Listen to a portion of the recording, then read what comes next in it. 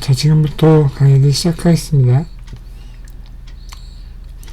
우리 지난 시간에 집안 조사까지 배웠고요. 이번 시간에는 집안 계량과 곱하기까지 하게 되면 기초 구조에 대한 기본적인 사항들이 마무리가 됩니다. 자, 우리 집안 계량에서 지난 시간에 강제 안밀 탈수 공법이라고 해서 그 집안 내부에 포함되어 있는 그 몰들을 바깥으로 빼내서 집안의 지지력, 지내력을 높이는 방법을 얘기를 했습니다. 그게 강제 안밀 탈수 공법이라고 해서 지난 시간 마지막에 샌드 드레인, 팩 드레인, 페이퍼 드레인, 케미컬 파일 이런 4가지 공법이 있다는 것을 지난 시간에 강의를 했습니다.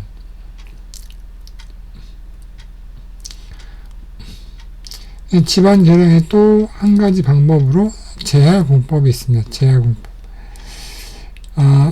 집안에 투수성이 양호한 경우, 즉 물이 잘 빠지는 집안이 있어요. 사질토라든가 아니면 자갈로 되어 있는 부분 같은 경우, 집안 같은 경우에는 물이 잘 빠지죠. 물이 잘 빠진다는 것은 그만큼 물이 차지하는 공간이 있다 보니까 위에서 어느 정도 하중만 가해주면 그 물이 바깥으로 빠져나오면서 물이 있던 그 공간들은 주변에 있는 토질들로 채워지면서 지내력이 높아지는 그런 현상을 이용한 것이죠. 그래서 첫 번째로는 성토, 그러니까 지표 상부의 하중을 무엇으로 하는가, 그러니까 지표 상부를 무엇으로 하는가에 따라서 성토라는 방법이 있습니다. 성토는 흙을 쌓아놓는 거예요. 그 집안, 우리가 기초를 세울 공간에 그 윗부분에 흙을 쌓아요. 흙을 쌓으면 흙의 무게가 있겠잖아요. 흙의 무게를 집안에 가하게 되면서 그 집안 내부에 있던 그 작은 공극이라든가 물이 있던 공간들이 다른 주위의 토질로 이렇게 채워지면서 안밀이 되는 것이죠. 특별히 흙을 쌓고 누르는 과정 없이 그냥 흙만 쌓아놓으면 그 흙의 무게로 집안이 이렇게 압축되는 그런 현상을 이용한 것이죠. 두 번째는 대기압 공법인데, 이건 이제 흙도 이제 성토한 다음에 끝나면 흙을 또 제거하고 이래야 되지만, 대기압 공법 같은 경우에는 집안 위에다가 비닐을 이렇게 깔고 그 비닐과 집안 사이를 진공 상태로 해놓게 되면 그 진공 상태로 해놓는 자체가 흙을 누르는 역할을 하게 돼요. 그때는 집안을 누르는 역할을 하는 게 대기압이 되는 것이죠. 집안 위에다 비닐 시트를 깔아야 되기 때문에 이렇게 넓지 않은 집안에 적용할 때 우리가 유용하게 할 수가 있고, 아무래도 성토나 대기압 공법 같은 경우에는 다른 공법에 비해서 쉽지만 쉽게 집안이 그렇게 크게 약하지 않을 때 조금 더 우리가 집안 계량을 하기 위해서 쓰는 일반적인 방법 중에 하나라고 할 수 있습니다.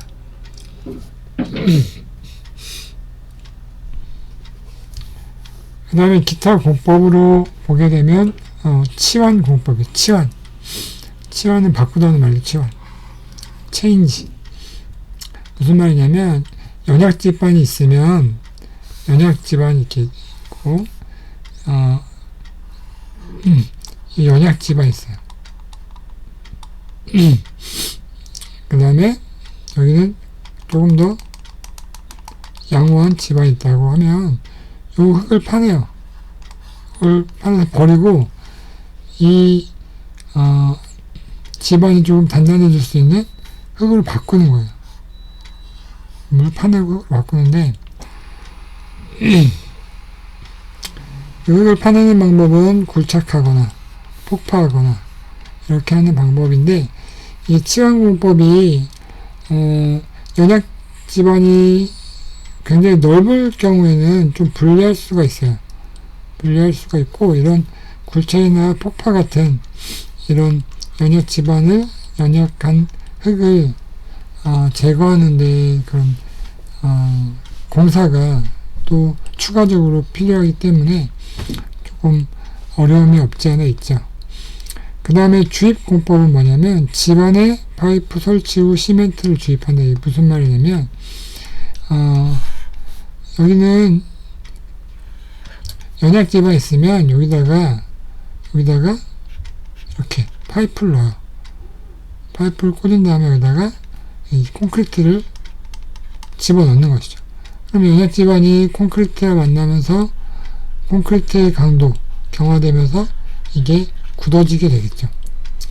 이게 보면 우리가 대표적인 게 뭐가 있냐면, 말레이시아 쿠알라룸푸에 페트로나츠 타워가 있어요. 타워가 굉장히 높죠. 높은 건물인데, 이 비화가 있는데, 두 동이 있잖아요. 쌍둥이 빌딩. 한쪽은 일본이 이렇게 있으면 한번 찾아보세요. 한쪽은 일본이 건설하고 한쪽은 우리나라가 건설했어요. 그래서 먼저 완공된 그 나라가 이 중앙에 있는 다리를 설치하는 걸로 계약을 했어요. 근데 당연히 우리나라가 먼저 완공을 해서 다리를 세웠죠. 하지만 여기서 속도의 차이가 난 거는 지반공사의 차이에서, 지반공사를 우리나라가 먼저 했어요. 그러다 보니까 여기 짓고 나니까 얘가 여기서 침하가 일어나기 시작했어요. 왜냐면 여기에 연약 지반들을 제대로 개량하지 않았기 때문에. 그래서 그 이후에, 공사 이후에 여기다가 큰 파이프를 박아서 그냥 콘크리트를 채워 넣어서 추후에, 사후에, 완공 후에 보강을 한 적도 있다. 라는 그런 뒷얘기가 있습니다. 그래서 건물을 짓고 난 뒤에도 가능하고요. 보통 건물을 짓기 전에 집안조사를 통해서 연약 집안이 발견되면 이렇게 주입 공법을 이용해서 집안의 지지력을 높이게 되는 방법입니다. 그 다음에 동결 공법은 주입 공법하고 동일한데, 콘크리트, 시멘트 대신에 액체 질소가 굉장히 온도가 낮잖아요. 주입하게 되면 집안에 있는 지하수가 얼어요. 그러니까 흙이 얼게 되면 그만큼 지지력이 높게 되죠. 근데 단점은 뭐냐면, 시간이 지나면 흙이 녹겠죠. 녹으면 원래의 연약 집안 상태로 돌아가게 됩니다. 그래서 이 동결공법은 일시적인 용도로 집안을 지내력을 높게 할 때, 즉 시공 중에 건물이 올라가지 않는데 시공 장비 같은 게 왔다 갔다 해야 될 필요가 있어요. 건물 주변에. 그런데 건물 집안이 아니라 뭐 자재를 쌓아 놓는다든가 공사 차량이 이동하는 경로에 집안이 약해지면 그 이동이 힘들거나 아니면 그것 때문에 공사에 지장을 줄 수 있기 때문에, 이때는 뭐 동결공법을 이용해서 무거운 공사 차량의 이동이나 공사 자재를 쌓아놓는 야적장이나 그 부분들을 이렇게 동결공법으로 지내력을 높이는 그런 방법을 사용하기도 합니다.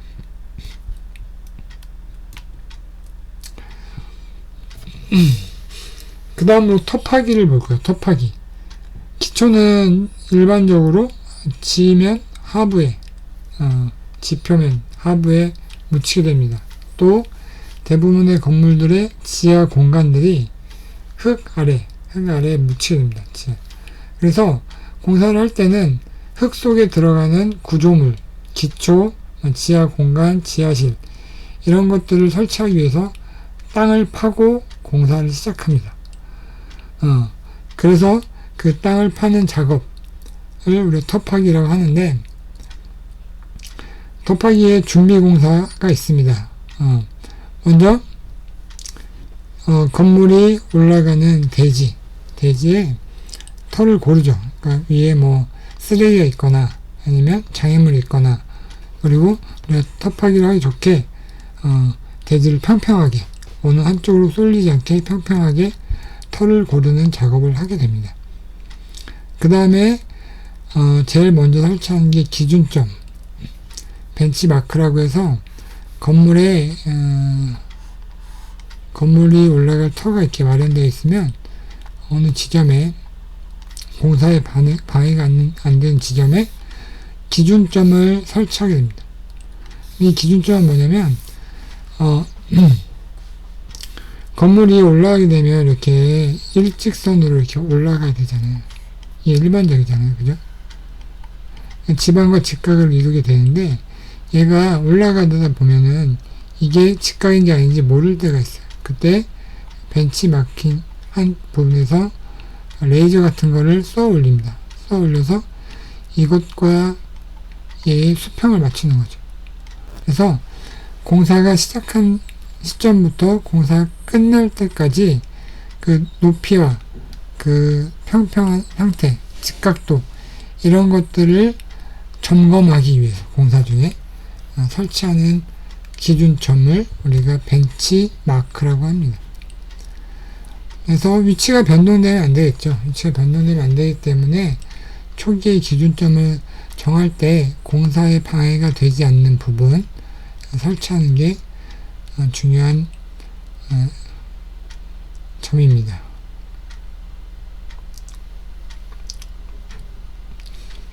그 다음에 줄치기, 그 다음에 수평 기준들을 설치하고 이렇게 여러가지 터를 팔 때 건물이 들어오는 그 조건, 그 다음에 건물의 외곽선 이런 것들을 기준을 잡아주는 거죠.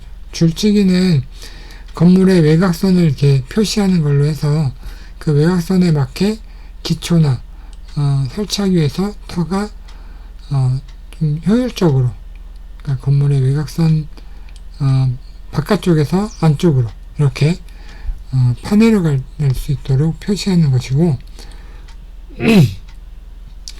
그 다음에 여러가지 기준 틀을 설치하게 됩니다. 보게 되면 여기 보면 여기는 이제 기초를 넣기 위해서 터를 고른 거예요. 기초를 줄기초인 것 같아요. 그리고 이제 이 안에 여기가 이제 건물의 위치가 되겠죠. 건물의 위치가 되겠죠. 그래서 이렇게 기초를 하기 전에 이런 나무 막대들을 틀을 세워서 이걸 규준 말뚝, 규준 틀, 건물의 그런 전체적인 대략적인 외곽선을 잡는 그 틀을 만들어서 기초의 정확한 시공을 위해서 설치하는 그런 준비 작업을 터파기의 준비 공사 중에 하나라고 할 수 있습니다.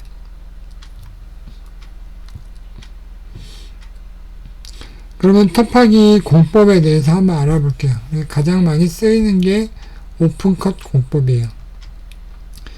오픈컷 공법은 일반적으로 대지가 넓은 경우, 주변에 인접한 건물이 없는 경우에 많이 쓰이게 되고, 그만큼의 공사비가 좀 저렴하게 되고, 또 집안이 단단한 경우에 쓰이게 돼요. 이건 뒤에 그림 가서 왜 그런 경우에만 쓰이게 되는지 볼 거고요.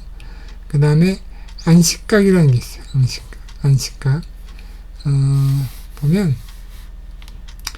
오픈컷이라는 게 뒤에 그림을 만들 이렇게 대지를 파는 거예요. 그래서 여기다 건물을 세우는 거거든요. 그리고 건물을 세운 다음에 여기다 흙을 채우면 이 부분이 지하 공간이 되는 거죠. 그래서 여기만큼 이렇게 각을 이루면서 파야 되는데, 안식각이, 여기에 안식각이야, 안식각.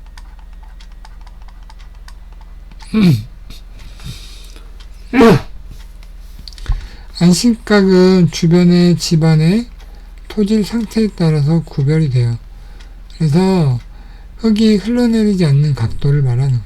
이게 팠는데 흙이 흘러내리면 지하 공사를 할 이유가 없잖아요. 그래서 흙이 잘 흘러내리는 경우에는 이렇게 더 넓게 파게 되는 거죠. 안식각이 작아지죠. 흙이 좀 잘 흘러내리지 않고 단단하면 안식각을 좀 더 크게 둬도 상관이 없죠. 그래서 집안이 단단한 경우에 사용된다는 이유는 뭐냐면, 집안이 단단하면 흙이 잘 흘러내리지 않아요. 그래서 안식각을 조금 더 크게 할 수가 있어요. 크게 하게 되면 그만큼 퍼내야 되는 흙의 양이 작기 때문에 공사비가 감소가 되겠죠. 이거는 경제적 이유 때문에 이렇게 단단한 경우를 선택하게 됩니다. 그림을 볼게요. 요거 건물이 있고 비탈을 두게 되죠. 이거는 지하로 깊이 들어가는 경우에 중간중간에 이렇게 소단 두게 돼서 흙이 흘러내려오는 것들을 조금 더 차단할 수가 있고요. 그 다음에 많이 들어가지 않을 경우에는 비탈면 하나로 해서 이렇게 털을 파내게 됩니다. 여기서 나와 있는 비탈 경사가 앞에서 말한 안식각이라고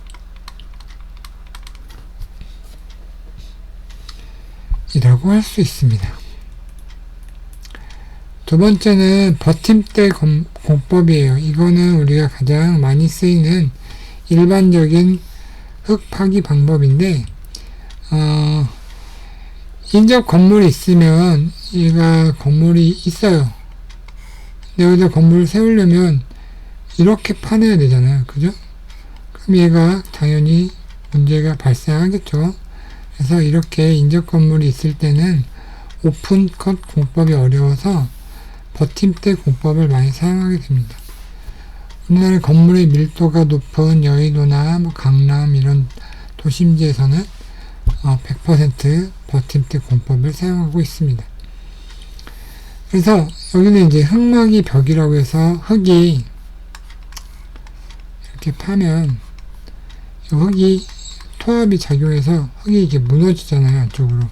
그래서 여기다 흙막이 벽, 흙을 막아낼 수 있는 벽을 설치하고 얘를 버팀대로 지지를 하게 되면 흙이 넘어오는 걸 막을 수가 있고, 오픈컷 상관없이 건물의 위치가 들어갈 부분에 지하 공사를 할 수가 있습니다. 흙막이 벽의 재료로는 H형광, 스틸 파일 이런 것들이 사용됩니다. 자, 이게 버팀대 공법이에요. 버팀대 공법인데, 보게 되면 여기가 이제 흙이죠. 흙.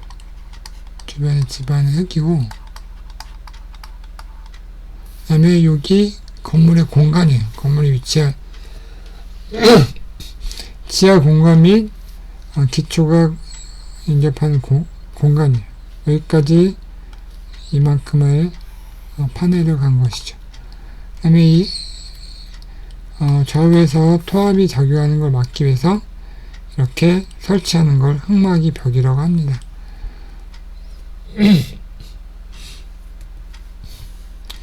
그래서 여러 가지 종류가 있어요. 이렇게 토리판 이런 것 뒤에 설명할 것이고요. 그 다음에 흙막이 벽을 세운 다음에 중간중간에 이렇게 버팀대를 세워서 흙막이 벽이 안쪽으로 넘어가지 않도록 받쳐주는 역할을 하게 됩니다. 그 다음에 터파기의 공법 중에 아일랜드 공법이 있어요. 아일랜드. 이거는 지금부터 얘기하는 것은 그 흙막이 공법에서의 얘기를 하는 거예요. 아일랜드 공법은 비교적 규모가 터를 파야 될 그 터가 굉장히 넓은 경우에 적용하는 건데요. 보게 되면 흙막이 벽이 있고 그다음에 흙을 파내려가기 전에 여기다 이제 버팀대를 이 구간에 버팀대를 세워야 흙을 파냈을 때 흙막이 벽이 안쪽으로 넘어가지 않겠죠. 근데 규모가 크면 요 길이가 굉장히 길어요. 길어서 버팀대를 세울 만한 재료도 안 되고, 그리고 얘가 버팀대가 길어지게 되면 버팀대로 사용하는 것들이 보통 철골 형광이거든요. 그러면 이 토합 때문에 철골 형광에 압축이 발생하게 되면 얘는 좌굴이 발생할 수밖에 없어요. 길이가 길어지면. 그래서 흙막이 벽을 세운 다음에 안쪽을 아까 오픈컷처럼 이렇게 팝니다. 안식각을 판 다음에 이 오픈컷 중앙 부분에 세울 기초를 먼저 이렇게 세웁니다. 세운 다음에 여기다가 이제 버팀대를 설치하는 거죠. 그러면 A보다 버팀대의 길이가 짧아져서 버팀대를 설치할 수 있는 그런 거리가 확보되는 것이죠. 그런 다음에 여기 이제 이 흙을 파내죠. 파내면 이 버팀대가 이 흙의 토합을 버틸 수 있는 길이가 되고요. 그런 다음에 이 흙을 다 파내고 버팀대를 설치한 다음에 이 중앙 부분이었으니까 주변 부분에 기초를 이렇게 세우게 되면 우리가 조금 더 안전하게 흙막이 공법을 이용해서 기초 부분, 지하 공간을 시공할 수 있게 됩니다. 자, 여기까지 하고요.